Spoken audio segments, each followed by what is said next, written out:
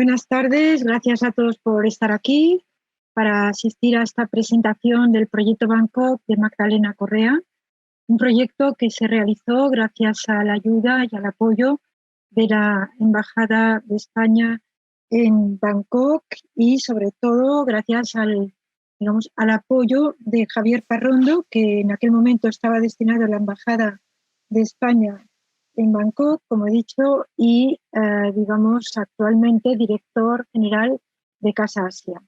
Magdalena tuvo ocasión de conocerle en Bangkok, cuando llegó a Bangkok, porque fue él realmente quien se ocupó para que ella pudiera hacer una residencia en esta ciudad como artista, que iba a hacer un proyecto que previamente se había de alguna manera preparado para que ella pudiera ir allí, organizarse y empezar a trabajar, porque realmente fue una estancia de un mes la que hizo en esta ciudad y ella quería empezar a trabajar desde el primer momento que había llegado a la ciudad. Pero antes de plantear brevemente el proyecto, quería explicar que Magdalena nace en Chile, viene a España en el año 1996 para hacer una tesis doctoral con una beca de Chile, pero al mismo tiempo con otra beca que después consiguió también aquí en Cataluña por su currículum académico.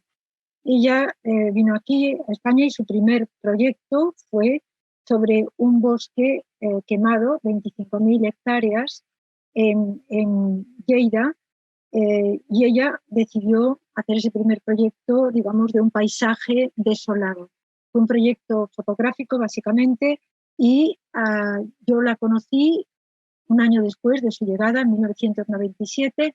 Me la presentaron desde la oficina comercial de Chile en Barcelona y, bueno, a partir de entonces iniciamos una relación laboral y una relación de amistad que dura hasta hoy. Es decir, que llevamos más de 20 años conociéndonos, más de 20 años colaborando y realmente, comisarié muchos de sus proyectos desde que llegó a Barcelona.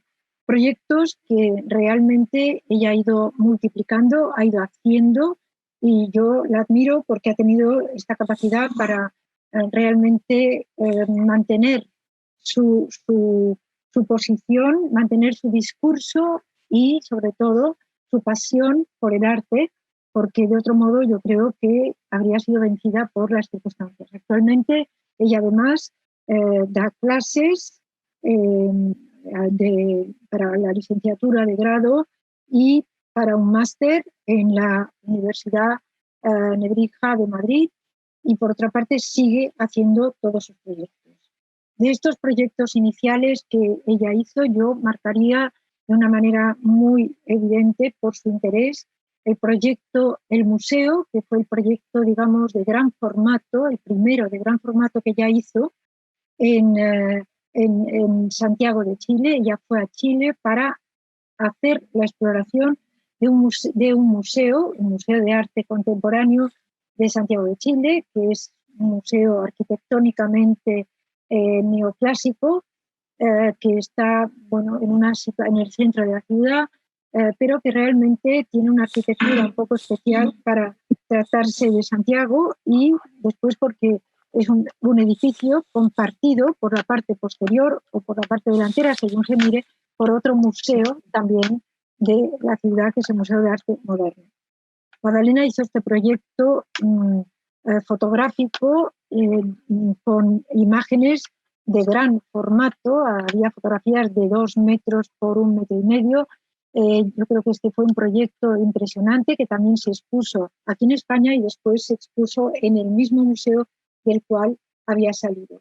De allí, apareció un gran libro con entrevistas, con textos interesantes sobre su obra, y fue, de hecho, un inicio importante para proyectos que tuvieron lugar a continuación, como el proyecto de World Trade Center, donde Magdalena se volvió a centrar en la exploración de un edificio que está en Barcelona, en el puerto de Barcelona, y que era de nueva construcción y que ella empezó a explorar desde su aspecto formal, más geométrico, y que ella veía como casi, digamos, pinturas geométricas, pero que ella de alguna manera rescató, exploró y rescató en formato fotográfico y con un soporte fotográfico.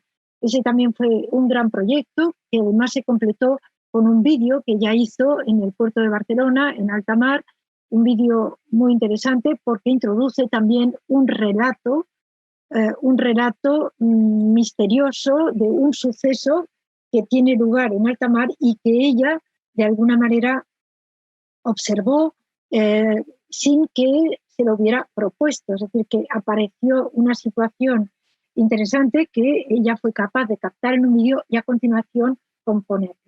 A este proyecto siguió el proyecto Austral. Yo creo que es un proyecto en el que ella entra ya en la dimensión del paisaje natural y no abandona, pero sí deja de lado la arquitectura por la arquitectura y se dedica a indagar y explorar el espacio físico, sobre todo el espacio natural, en ese, digamos, territorio que conforma la Gran Patagonia chilena.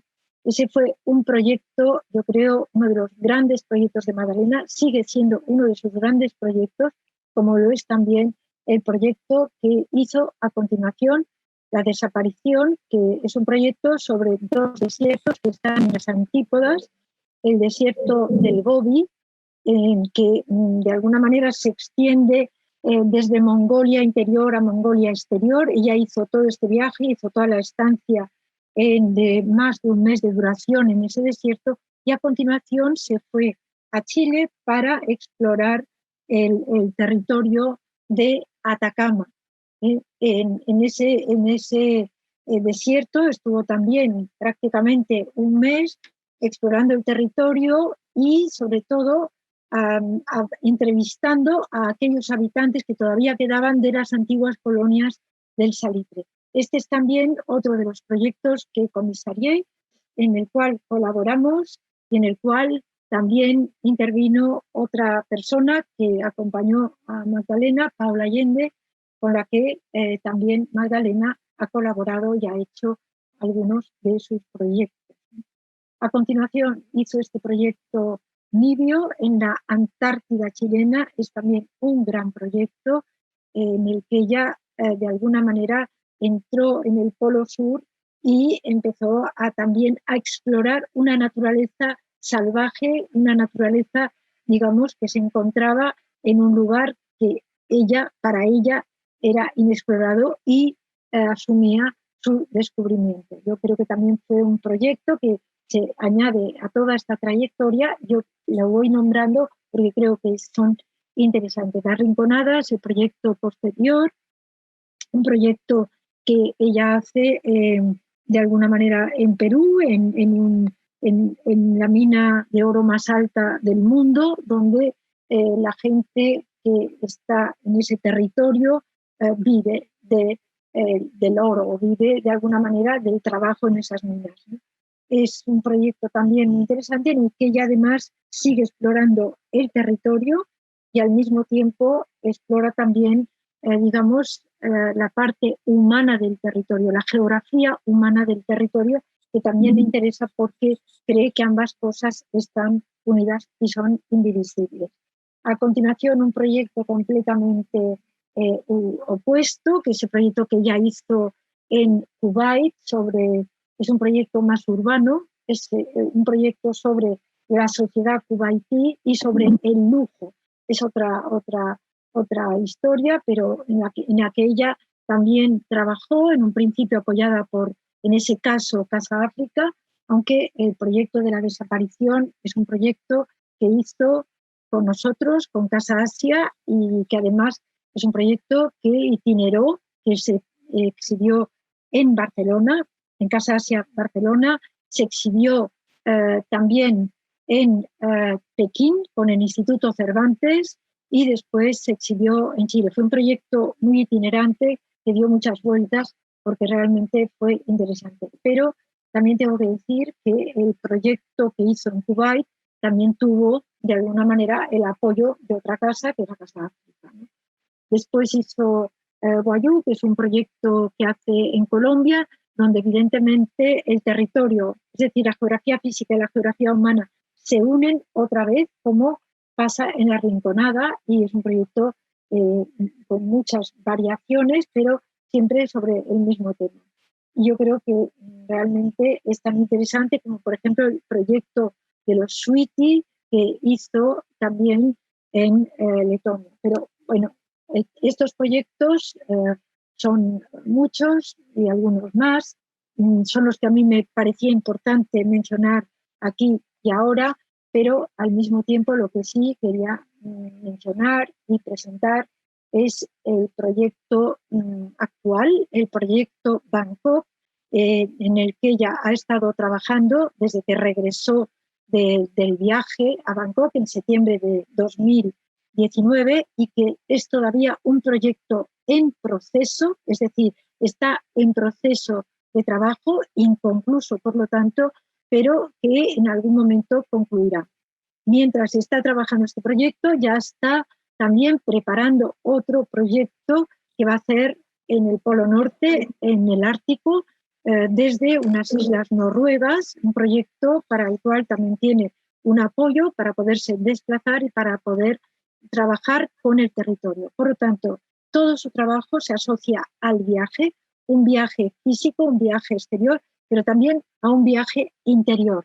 Ella no concibe ningún viaje exterior sin hacer ese viaje que de alguna manera repercute en la experiencia interior y en su transformación. Todos son viajes de formación, son viajes en los que se aprende, viajes para los que uno se prepara, se organiza, pero el viaje te va transformando. Es decir, como ese viaje a Bangkok, que es una exploración de la ciudad, es una exploración del territorio urbano, y por otra parte es un lugar donde de alguna manera ella aplica esta visión psicogeográfica por la cual, es decir, explora y estudia, investiga, es decir, los efectos del paisaje en una zona urbana, los efectos del paisaje urbana en sus habitantes, y a la inversa, cómo los habitantes de esta ciudad o de este paisaje urbano pueden transformar el medio. Magdalena, es decir, después de esta presentación, yo creo que tienes que hablar del proyecto, y creo que es bueno que empieces a presentar esa geografía y que nos expliques un poco cómo empezaste el proyecto. Gracias. Vale, bueno, primero que todo, muy buenas tardes a todos. Muchas gracias a Casa Asia, a Javier Parrondo, a Menene Gras y a la Embajada de Tailandia en Bangkok por apoyarme.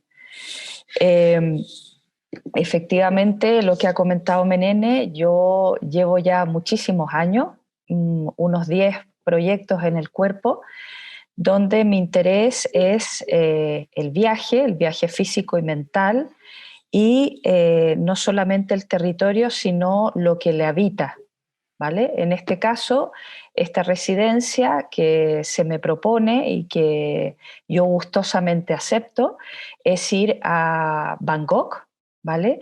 Aquí podemos ver, yo he sacado un mapa mundi, como se puede ver, donde se puede observar dónde es Tailandia, y la idea de esta residencia es habitar en la ciudad de Bangkok y recorrerla durante un mes aproximadamente, ¿vale? Lo primero un poco es mostrarles el mapa. Yo ayer extraje este mapa, me gusta mucho de la manera tridimensional que se ve y dónde se puede ubicar Tailandia, ¿vale? Y luego voy ampliando para que ustedes puedan ver dónde se sitúa la ciudad de Bangkok, donde yo estuve, ¿vale? La principal característica cuando yo llegué a Bangkok, que fue en el mes de septiembre, voy a ampliar para que veáis, ¿vale?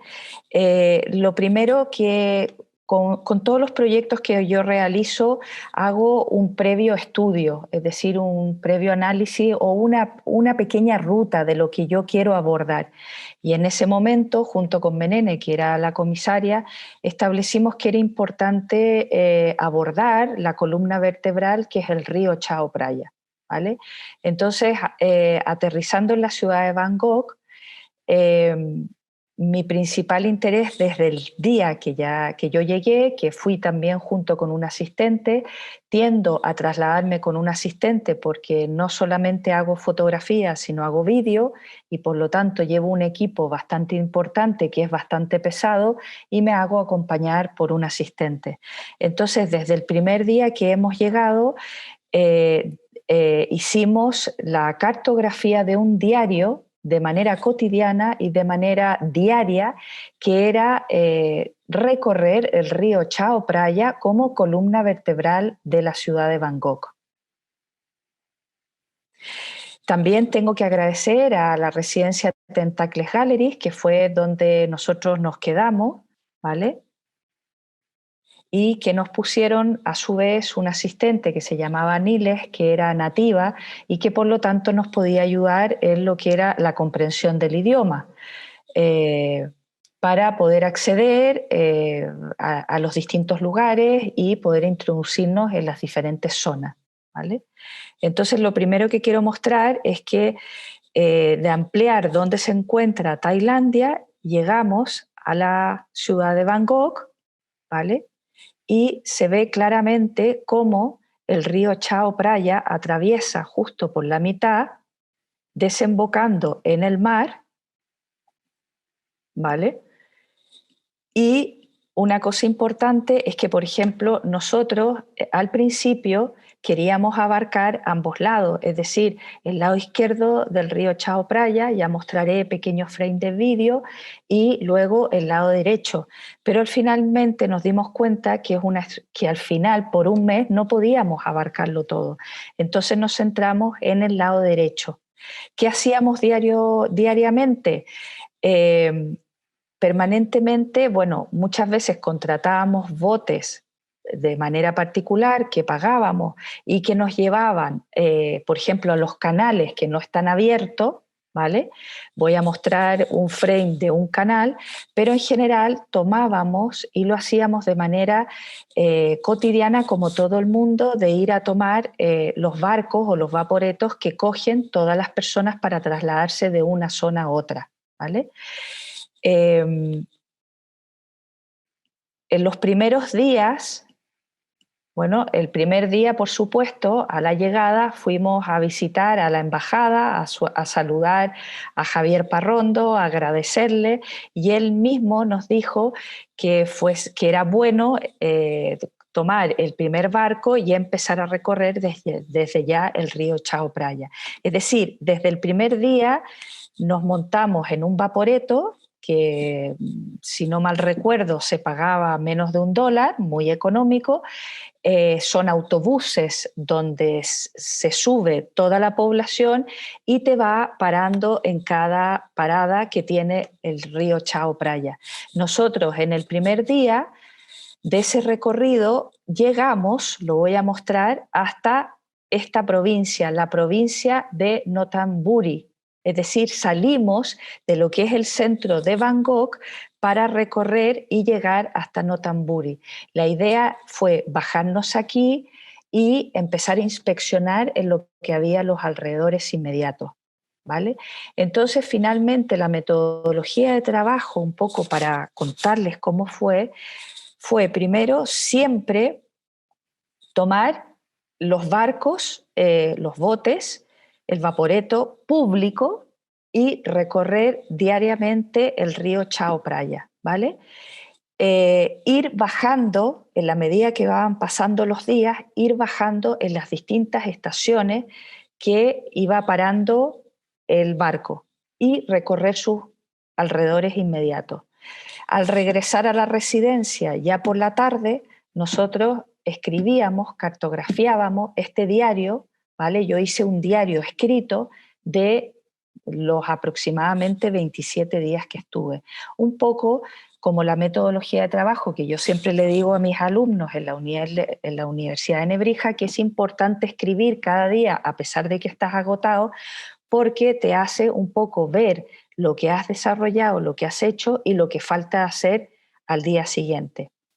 También es importante decir que yo lo practico en todos mis viajes, que yo siempre conecto con la gente, y esto lo hicimos con Menene, con Casa Asia, que en el fondo ya estaba Tentacles a su vez aportó a esta chica Niles, pero una cosa es la ruta que uno se establece y otra cosa es lo que el territorio y los alrededores y la geografía humana es lo que te aporta.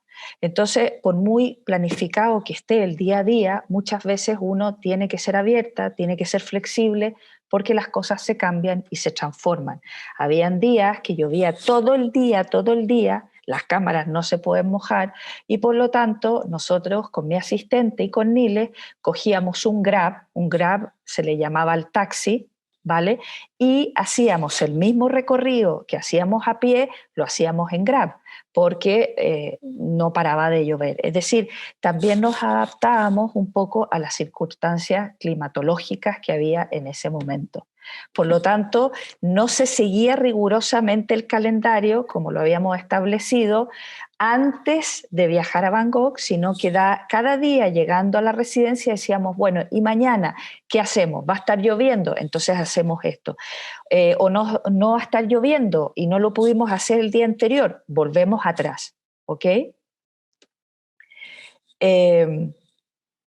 Frente a esto, me gustaría, por ejemplo, según mi recorrido, voy a mostrar lo primero, una serie de paisajes. Estamos hablando que después de un mes y recorrer durante unas 8 o 9 horas diarias, por supuesto que descansábamos porque o se ponía a llover o las cámaras pesaban mucho, es decir, no es que fueran 8 horas diarias sin parar, pero salíamos muy temprano desde de la residencia y volvíamos tarde, íbamos captando una serie de fotografías de los alrededores, tanto geográficos como, es decir, del territorio como naturaleza, como del territorio humano, ¿vale? Se puede decir que después de un mes uno llega a capturar unas 3.000 fotografías. Y finalmente hace un... Perdón. No, Magdalena, te quería interrumpir solo, sí. Como hemos quedado, que me gustaría que mostraras el mapa modelo de esta serie en la que has estado trabajando, porque creo que es importante, ¿no? Aunque aquí no se puede percibir muy bien, es un mapa con relieves y estás jugando con el río como eje, el río como columna, pero también el río como arteria de la ciudad.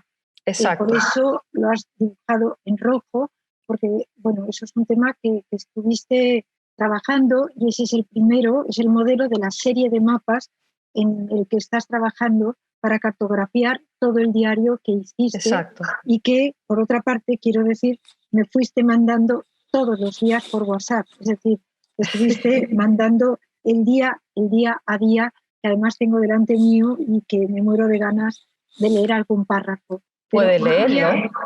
No quería, bueno, eso más adelante, no quería olvidarme para que explicaras que el proyecto tiene esa primera parte que comprende esos mapas, esa serie de mapas que se corresponde un mapa por día, en el cual se reproducen los recorridos que haces cada día.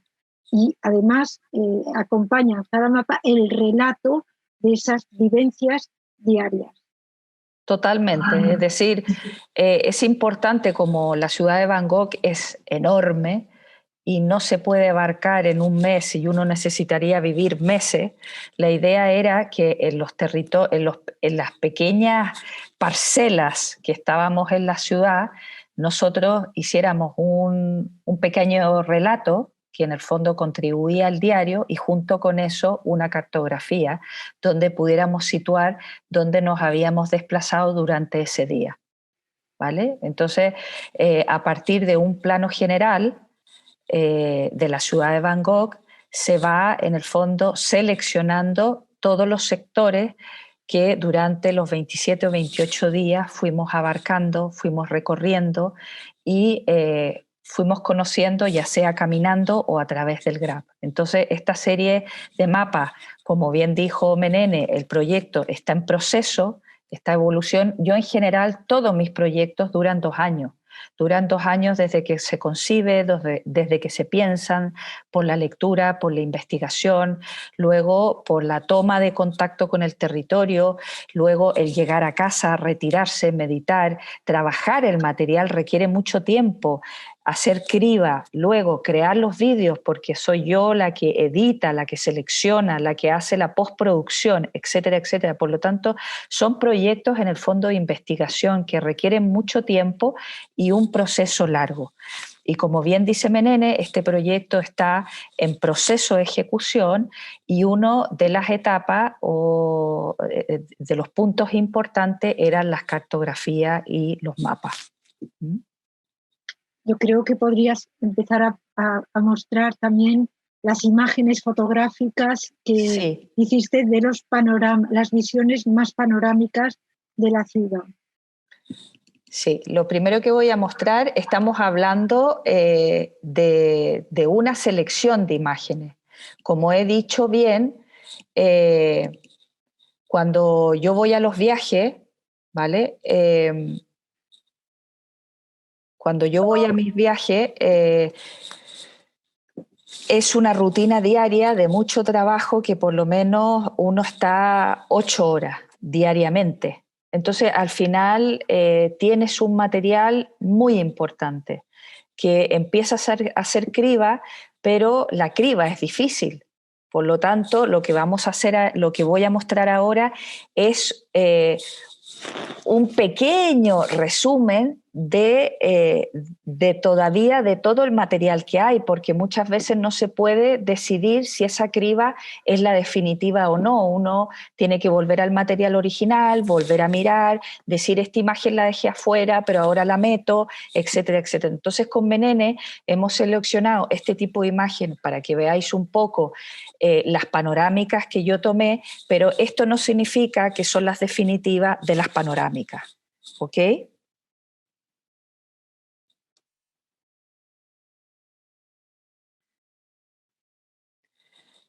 Puedo ir explicando, estos son los mercados flotantes. Este es el río Chao Phraya, que en realidad como columna vertebral fue donde más pasamos.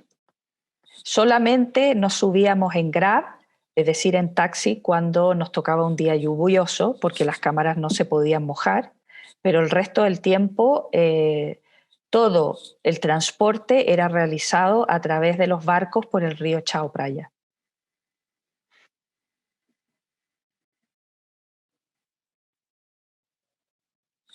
Y podéis ver también que son distintos luces, eso significa que no solamente íbamos por la mañana, sino que estábamos por la tarde.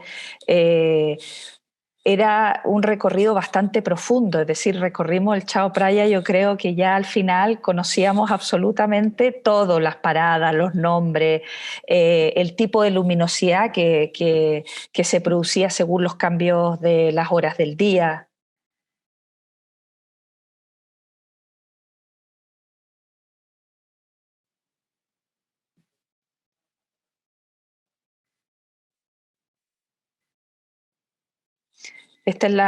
Justamente esta es la imagen que tiene la portada de la invitación.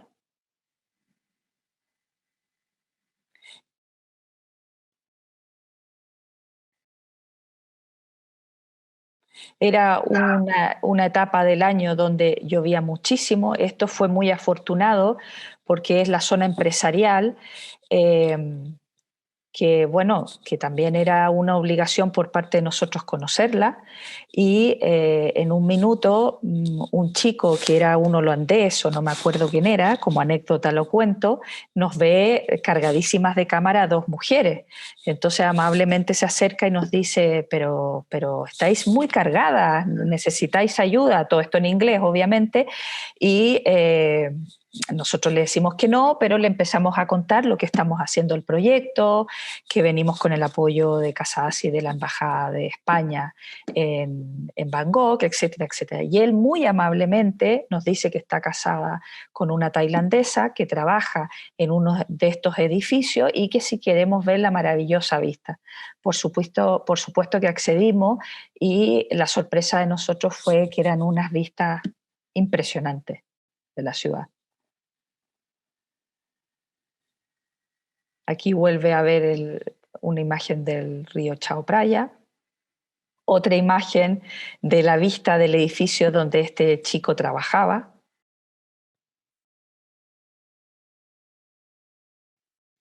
Lo que a mí me conmocionó mucho y de hecho hice muchísimas grabaciones fue ver cómo los cables, bueno, que también se asemeja un poco a mi ciudad de origen, la ciudad de Santiago de Chile, donde están todos los cables tapando todos los edificios, pero en Bangkok ya pasaba a ser una cosa, se transformaba en algo estético.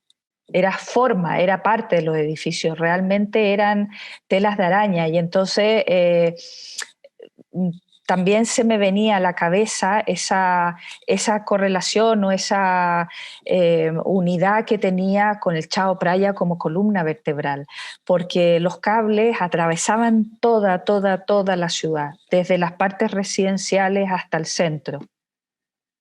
Sí, eso me recuerda también a Frederica Matt en el trabajo que hizo en la India sobre los cables. Es realmente una de las cosas que más le sorprendió. Muy sorprendente.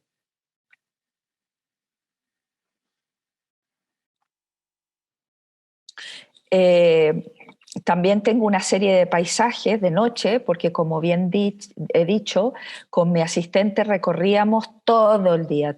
Fuimos al Museo Nacional, a la biblioteca, salíamos por la noche, entonces hay una serie de imágenes de paisajes que también son tomadas de noche, que las voy a mostrar a continuación.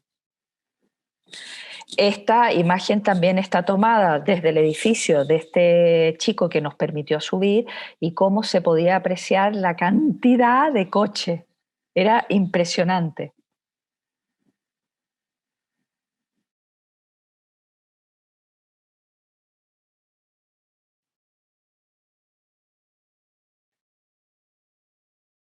Pero vuelvo a decir que nuestro principal vehículo de transporte fueron los barcos, los botes que no eran turísticos, para recorrer permanentemente el Chao Phraya.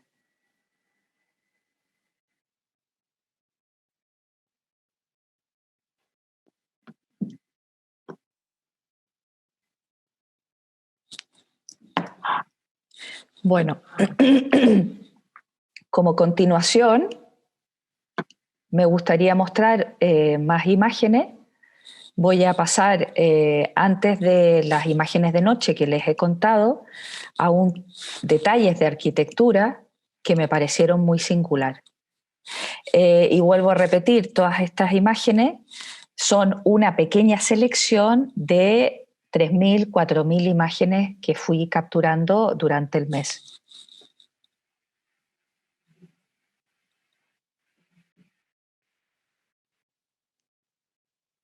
Esta imagen me parece muy potente por el hecho que parece una jaula dentro de una ciudad, que también tiene relación con los millones de cables que estaban repartidos por todos lados y que a veces hasta tapaban las propias ventanas.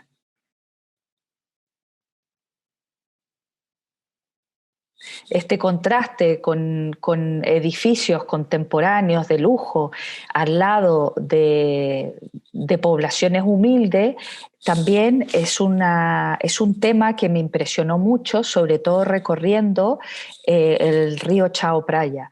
Hubo un minuto que casi a la desembocadura del mar el guía no quiso seguir porque había una población que según él era muy peligrosa, de este tipo de casas que estoy mostrando en esta fotografía, y que en general hacían, bueno, que era peligroso porque recolectaban materiales o elementos del mar y se podían acercar a nuestro bote, que era mejor no seguir a esa zona. Por lo tanto, la comparación permanentemente entre templos, el Buda de Oro, o entre hoteles de 4 estrellas al lado de estas casas más humildes, era una contradicción permanente que yo pude ir visualizando a través del recorrido en barco del río Chao Phraya.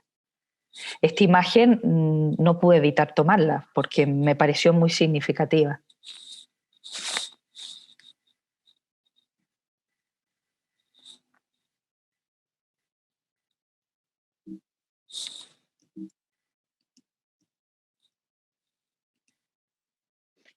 Aquí en el diario tú comentas algo el 10 de septiembre.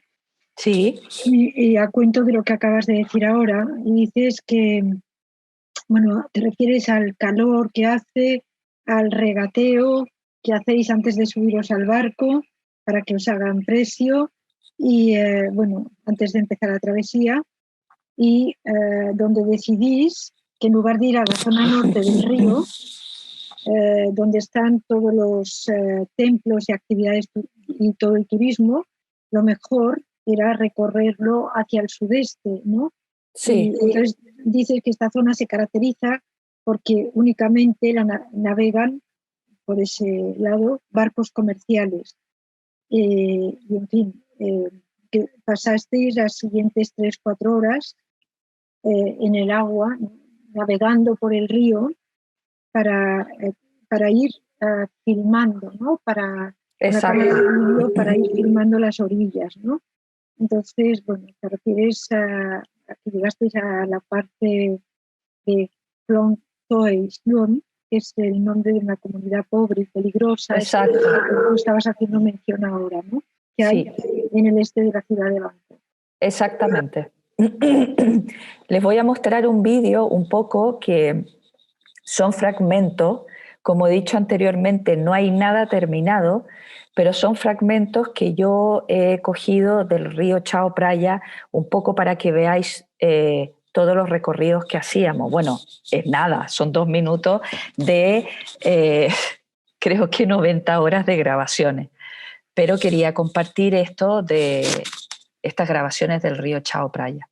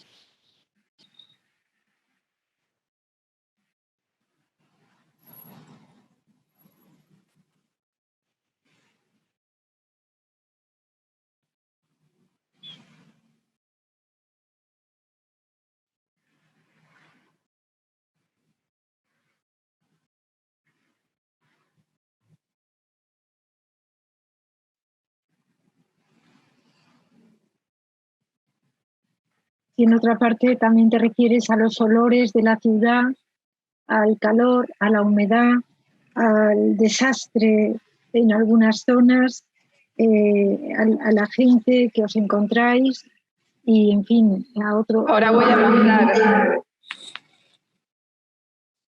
Ahora voy a enseñar retratos, que tomé muchísimo. Eso es muy interesante, ¿no? También.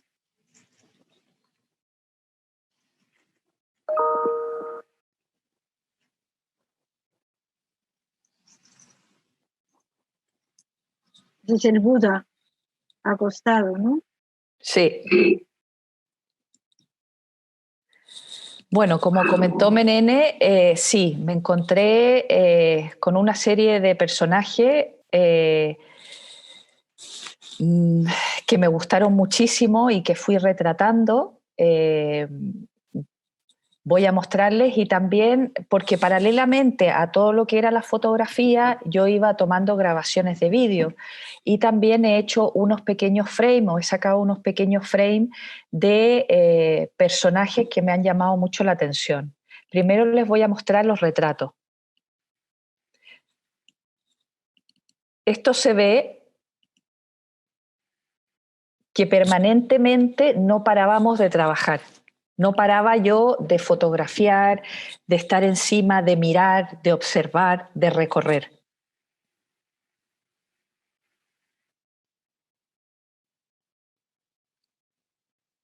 Esto es de los mercados flotantes, donde estuvimos varias veces.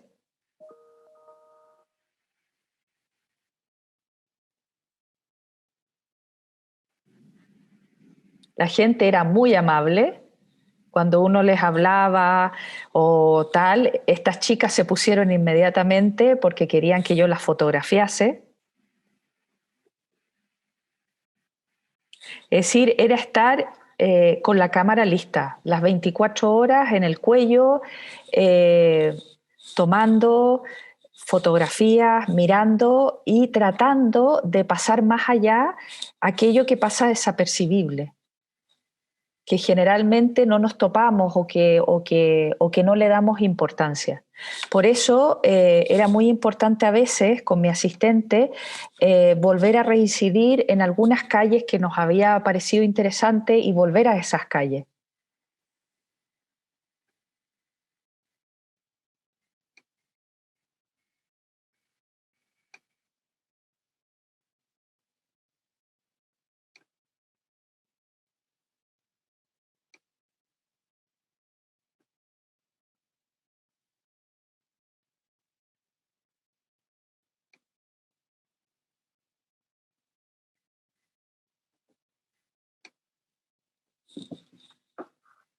Esta me pareció muy curiosa.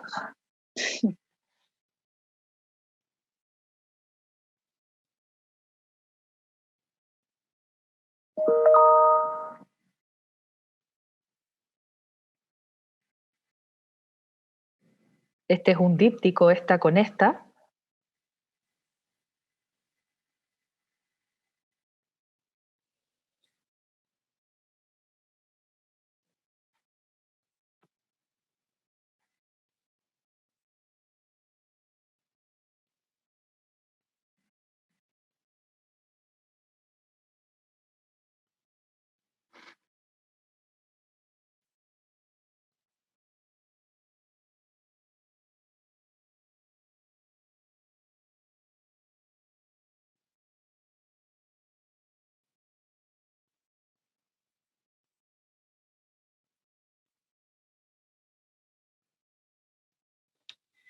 Ya está. Y ahora también les voy a compartir unos frames que he seleccionado de uno de los tantos personajes que me parecieron brutales, fantásticos.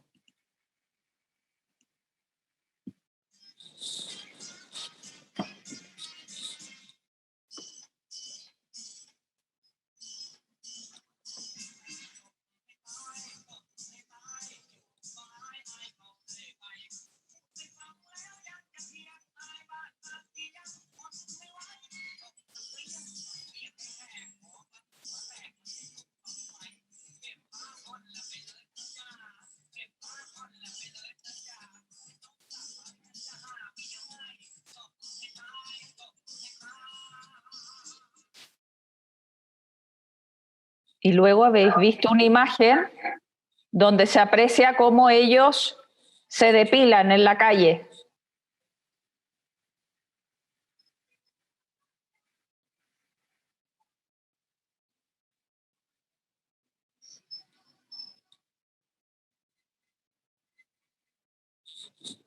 Vuelvo a repetir que son pequeños frames seleccionados, pero que está todo en proceso, ¿vale?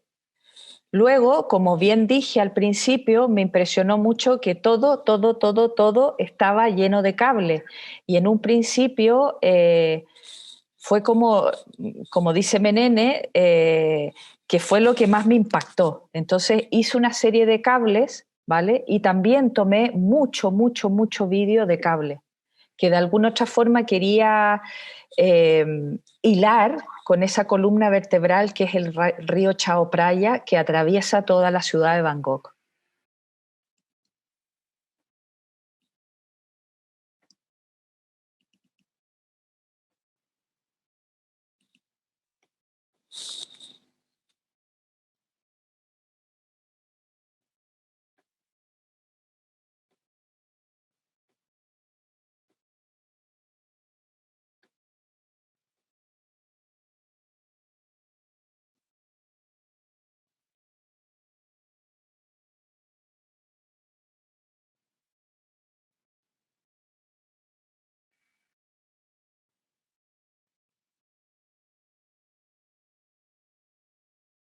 Es que al final eran maravillosos, porque eran cuadros en sí mismos, tenían vida propia.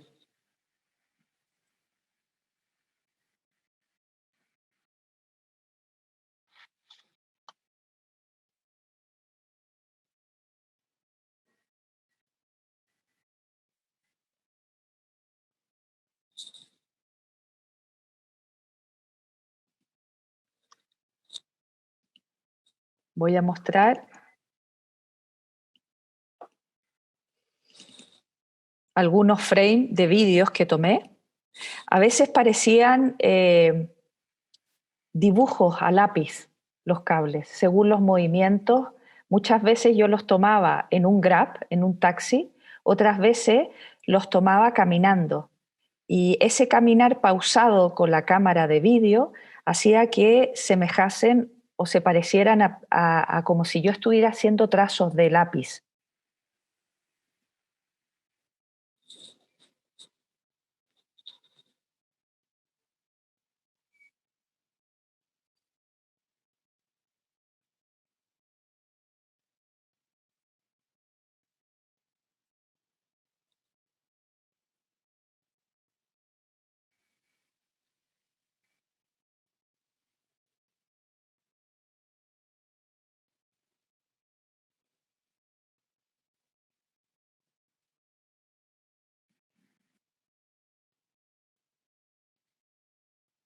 Y son imágenes muy curiosas, ¿no? Sobre todo. Por supuesto, ahí se ve claramente que yo salíamos con lluvia, con todo. Claramente se ve que nosotros salíamos con lluvia de noche. Aquí les voy a mostrar las fotografías de noche, que son una serie, porque la idea era aprovechar al máximo mi estadía. Entonces no nos podíamos permitir quedarnos un minuto en Tentacle. Esta es la serie de noche.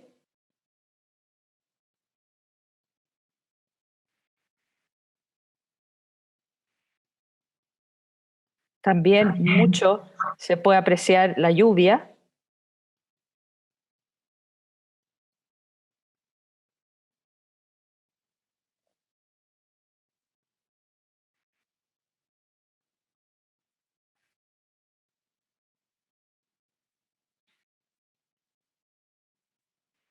Son casi fotografías en blanco y negro, ¿no? Sin embargo, las Claro, hacías en color. son de color. Son de color, pero Son casi pinturas, realmente. Es cuando la fotografía puede ser una pintura en lugar de que sea a la inversa, ¿no? totalmente.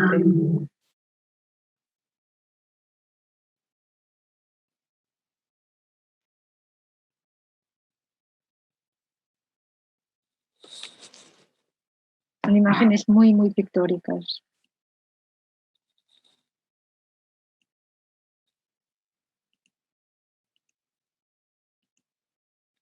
No sé si les mostré la clase, sí, paisaje, los retratos, arquitectura. Sí, Bueno, yo lo que quisiera Bueno.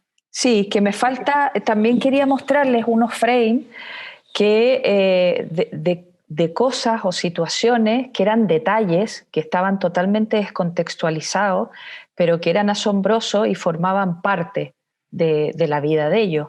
Por ejemplo, que son los peces que luego ellos mismos cocinan en los mercados flotantes, y la cantidad de alga que tiene todo el río Chao Phraya durante todo su recorrido.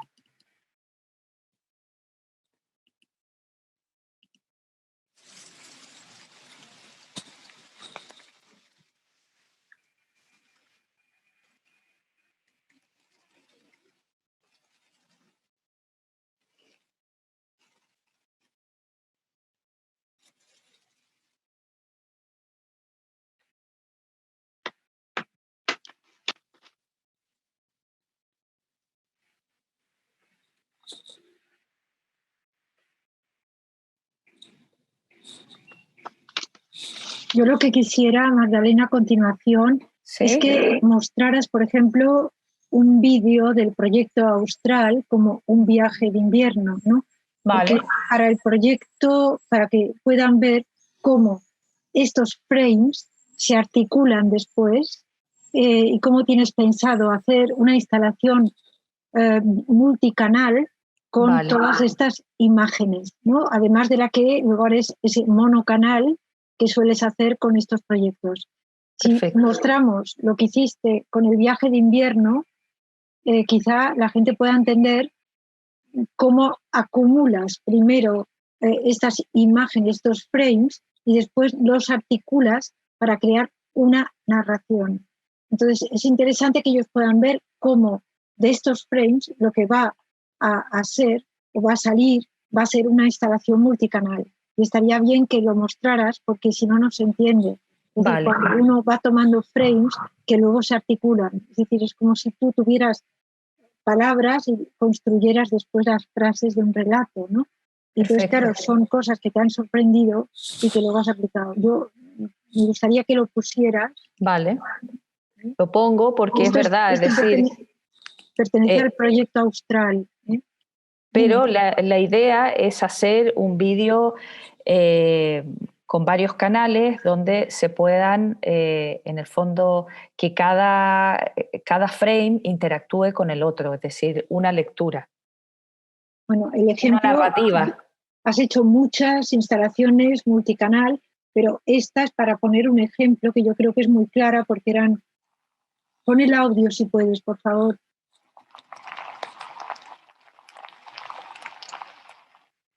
¿Puedes ponerlo más fuerte? Estoy muy poco. A tope. Vale. Yo no lo oigo, ¿eh? No lo estás compartiendo. Ahora, pero muy flojito. Está muy flojo, Magdalena, ¿lo has quitado? No. Sí. No, ¿lo oye flojo? Yo lo oigo muy flojo. A ver, voy a ver una cosa que puede ser... ¿Pero se oye bien o no?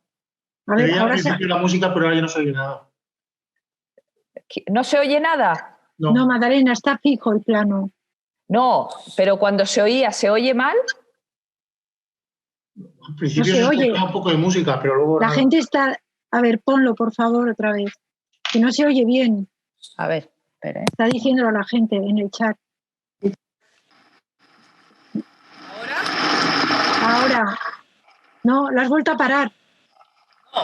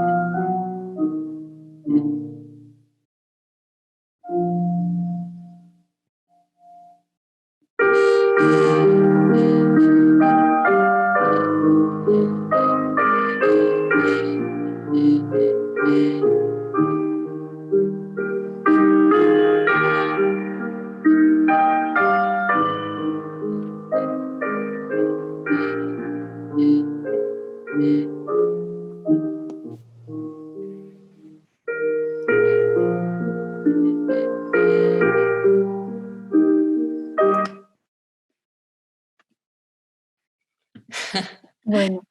Ya está. Magdalena, ¿querías decir algo más del proyecto? No, me gustaría... Bueno, hay algunas preguntas, pero yo sí que quería explicar un poco que el proyecto se ha pensado para que tenga un poco las fases en las que tú has ordenado esta presentación, ¿no?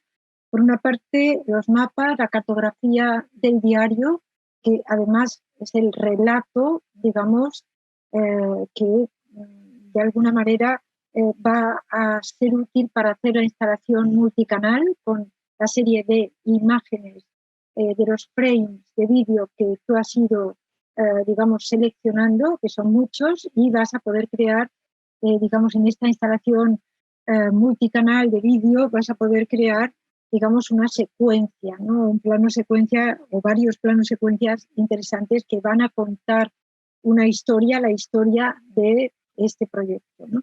Esto por un lado. En segundo lugar, están estas, digamos, imágenes fotográficas que has ido agrupando por series, que has ido agrupando por series y que realmente te van a permitir, de alguna manera, utilizar el soporte fotográfico para poder mostrar esa visión subjetiva de la ciudad, que es el resultado también de una exploración hecha un poco a partir de una deriva que se identifica con el paseo, con el reconocimiento del territorio y con esta visita de la ciudad y con esta, digamos, circulación por el río Chao Phraya.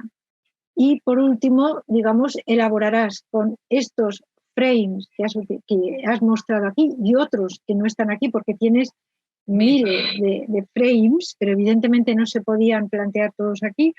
Vas a elaborar, una instalación multicanal con todos estos frames y, en segundo lugar, harás un monocanal, como también hiciste en Austral, como hiciste también en el Gobi Atacama, en la desaparición. Pero hay algo importante también que yo espero que puedas hacer aquí, que es esa fotografía que está entre la fotografía, la imagen fija y la imagen en movimiento, que recordarás que hiciste con algunas de las imágenes del Gobi.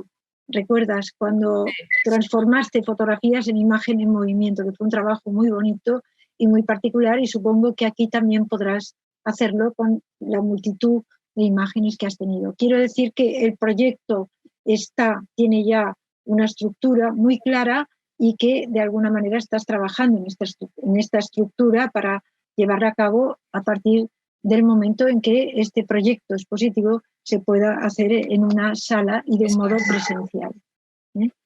Aquí he visto una de las preguntas en el chat, Magdalena, que decían cuándo habías hecho este viaje. Lo hemos dicho antes, pero si había sido en el último septiembre, es decir, en 2020 o en 2019, antes de la pandemia. Alguien se pregunta... Antes de la pandemia, bastante. Por supuesto, esto fue en el año 2019. Sí. Entonces, bueno, esta es una de las cosas que decían. Luego, claro, el vídeo no se oía como bien al principio, y aquí ha habido gente que estaba diciendo si se oía, no se oía, si se oía fatal, no, ya se oye muy bien. En fin, ha habido para todos los gustos y supongo que en algunos sitios, porque además estamos teniendo una tormenta de relámpagos, truenos en Barcelona importante. Entonces, bueno, está, digamos que esto por aquí, pues... Pero ahí, ¿se me oía bien a mí o no se oían bien los vídeos? No se oían bien los vídeos, no a ti se te oía perfectamente. Es decir, que, a ver, yo no sé si hay alguien más que quiera hacer alguna pregunta o quiera escribir algún mensaje. Yo te quería preguntar a ti, es decir, ¿cuál es tu visión del proyecto? Si estás contenta con el proyecto que has realizado, hay mucho trabajo todavía por hacer, Sí, pero sí. ya has hecho un gran trabajo de selección, ¿no?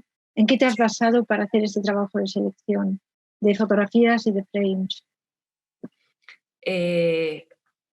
Bueno, en realidad de selección fotográfica, primero que todo me he basado en la cartografía de días, es decir, situándome un poco en el recorrido diario. Hay imágenes muy claras que me recuerda día tras día.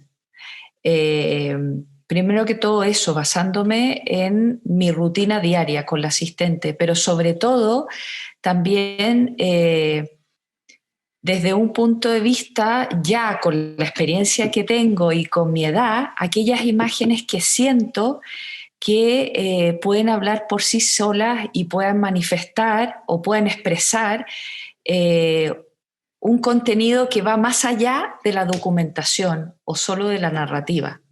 Es decir, para mí es súper importante que las imágenes que he seleccionado no solamente muestren el sitio, sino que permitan al espectador introducirse en el sitio.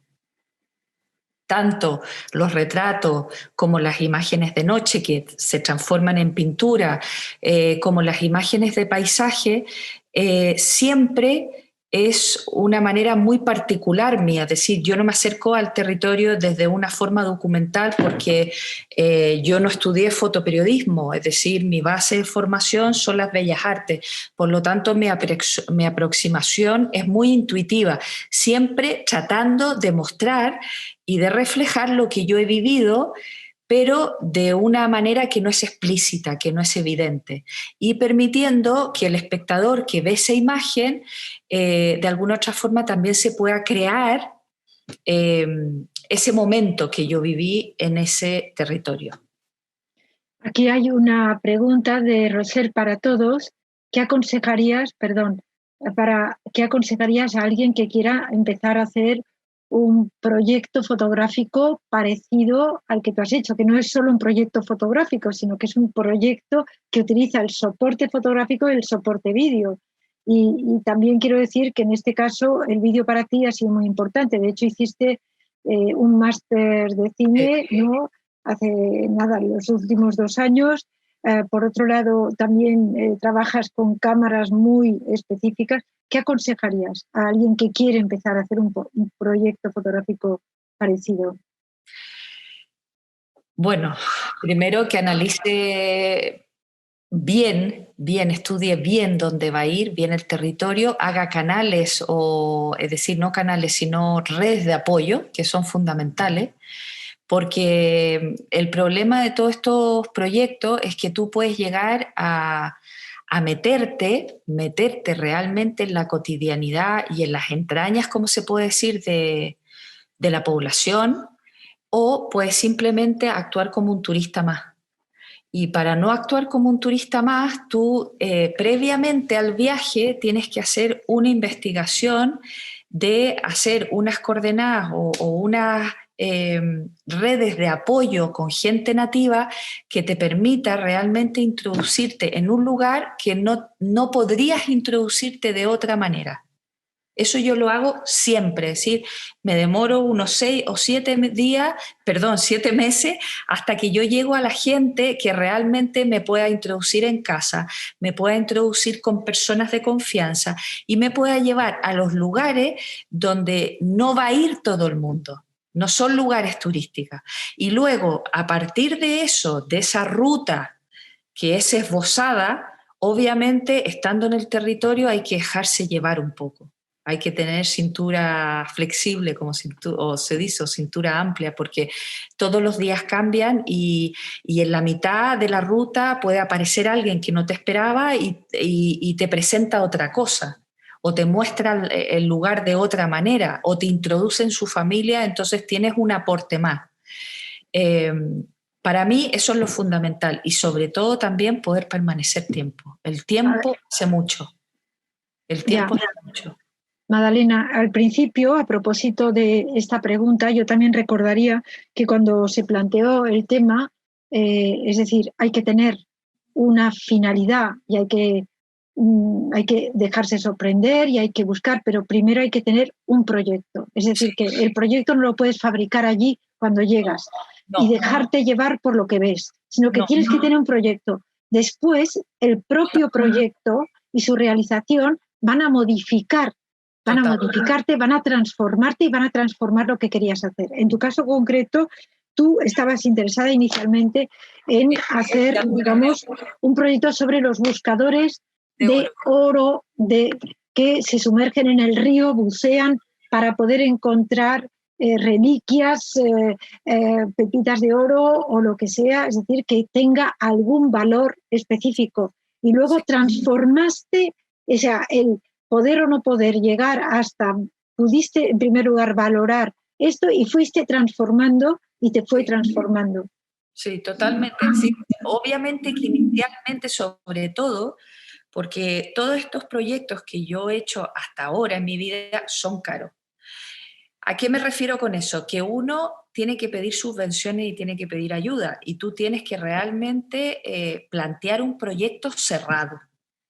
Y plantear un proyecto cerrado significa decir, yo quiero hacer esto, esta es mi propuesta, y en el caso de Van Gogh fue primero empezar a leer, empezar a investigar, y yo siempre me llevo por la intuición o por lo que a mí me llama la atención. Y en ese minuto me llamó la atención mucho los buscadores de pepitas de oro en el río Chao Phraya, los buceadores que buceaban y bucean de manera artesanal, pero hoy en día es ilegal y que ya no se quieren dejar ver, y finalmente tampoco tiene tanto interés. Y por eso yo, al llegar allá, y de hecho tuve la opción de poder entrevistar a un buceador que ya estaba jubilado, que tenía unos 70 años, pero que me di cuenta que en realidad toda la riqueza que podía ofrecer Van Gogh era mucho más que supeditarme únicamente a los buscadores de pepitas de oro en el río Chao Phraya. Pero inicialmente, para partir, para tener un ancla, para tener los pies sobre la tierra, yo tenía que decir, vale, esto es lo que me tira, esto es lo que me llama. De ahí a que yo formalice todo el proyecto en base a eso, pero luego llegué al territorio y me dé cuenta por la experiencia que no es tan relevante y que hay cosas mucho más importantes, eso suele suceder. Y eso fue lo que me pasó, lo que me sucedió. Que llegando ahí me di cuenta que los buceadores de oro era algo totalmente anecdótico. Aquí hay hay un par de preguntas de María G. ¿Los dos lados del río conviven? ¿Has empezado a explicar esto? ¿Cómo los podrías...? Vale, por el lado derecho se podría decir que yo no pude recorrer el lado izquierdo, lo reconozco porque fue poco tiempo. Conviven a través de la travesía que hace el barco, que va parando en las distintas estaciones, tanto del lado derecho como del lado izquierdo. Pero notoriamente el lado derecho del río Chao Phraya es el turístico, es el que tiene los grandes templos, es el que tiene el Buda de oro. Por ejemplo, si yo amplío acá,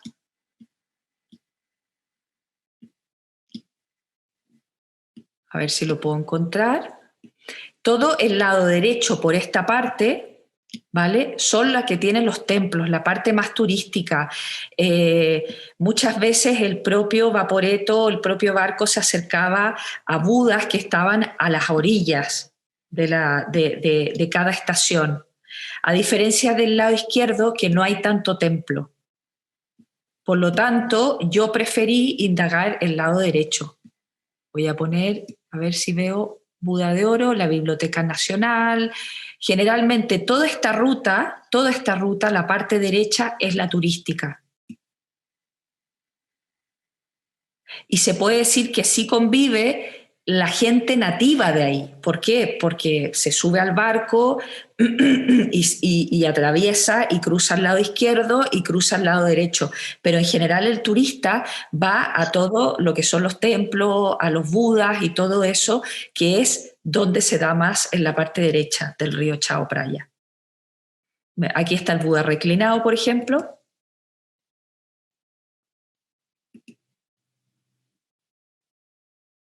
Y todos estas maravillas, por ejemplo, ese pequeño frame donde yo mostré que voy grabando a un Buda de espalda es por el lado derecho en un canal. Aquí tienes otra pregunta. Buenas tardes, de Adonai a todos. ¿Qué la llevó a elegir Bangkok como destino para este nuevo proyecto?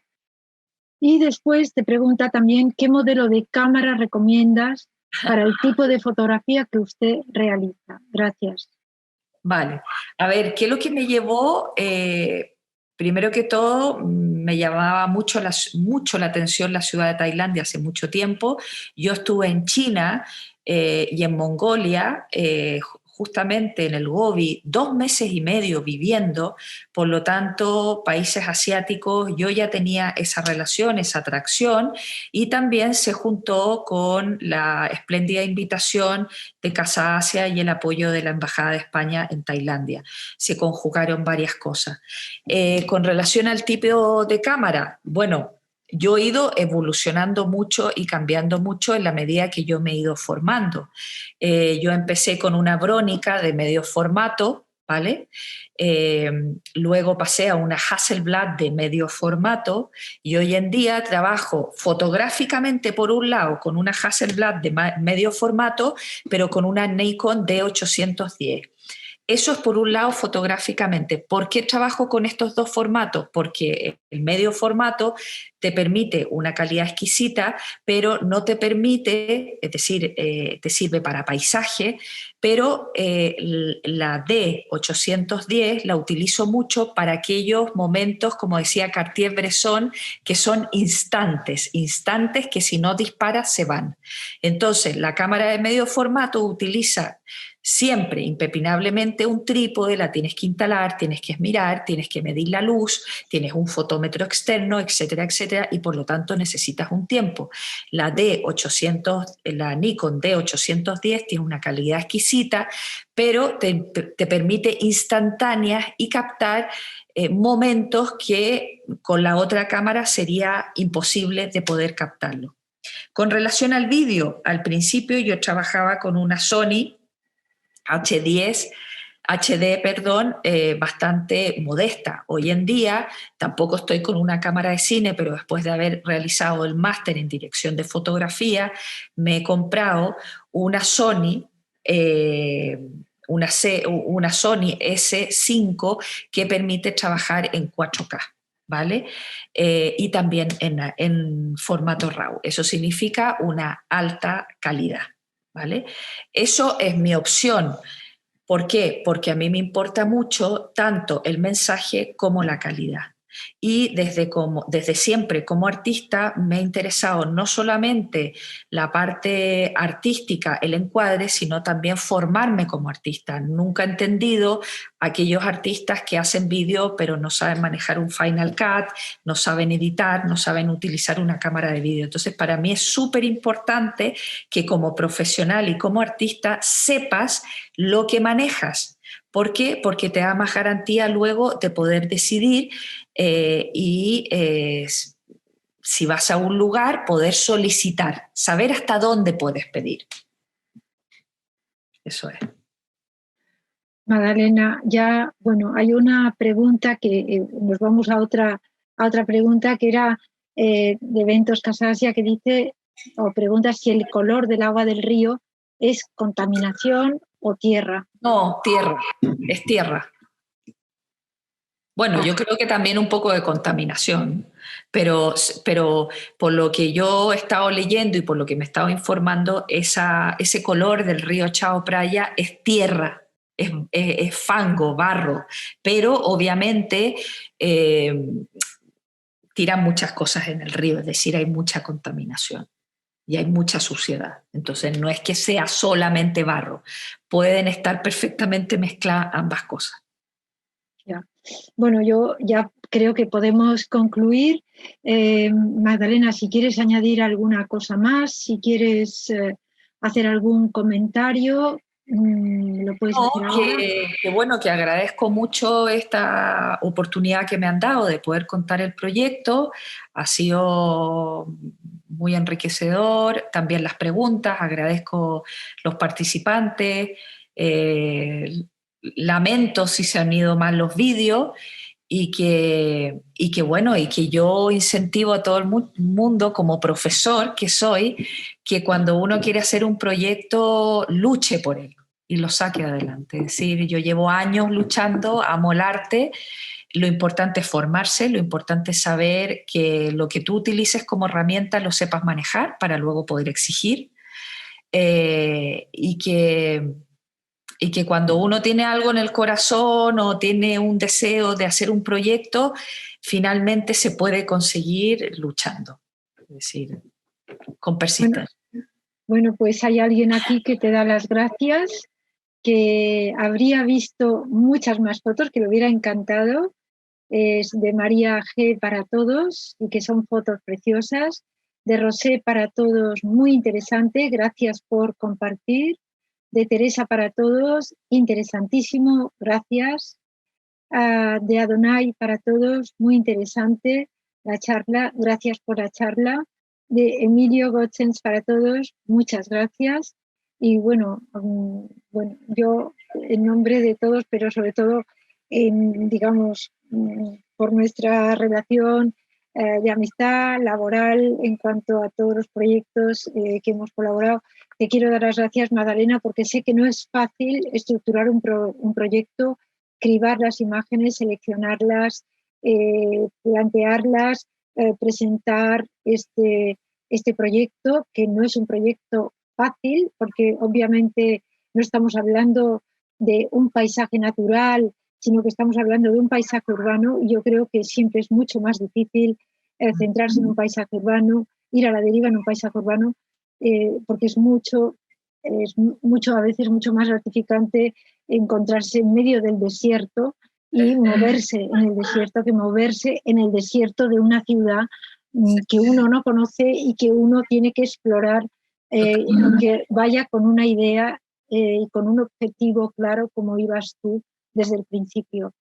Yo te quiero dar las gracias por todo, por esta presentación, dar las gracias por haber hecho este proyecto, por todo el trabajo que realizaste y que me consta, porque creo que también es importante que cuando uno hace un proyecto se lo pueda contar a alguien todos los días para decirle, hoy he visto esto y esto, y he hecho aquello, ha llovido, ha hecho sol, hace frío, hace calor, en fin, huele mal, huele bien, la residencia no está limpia, todo está muy bien, pero y todo eso yo creo que también es muy importante porque ayuda a hacer el proyecto y forma parte también de esta comunicación. Para mí fue muy útil recibir esta explicación a diario, que es ese diario que tú ibas haciendo, como habíamos pactado desde el principio, es un diario que iba a existir, ¿no?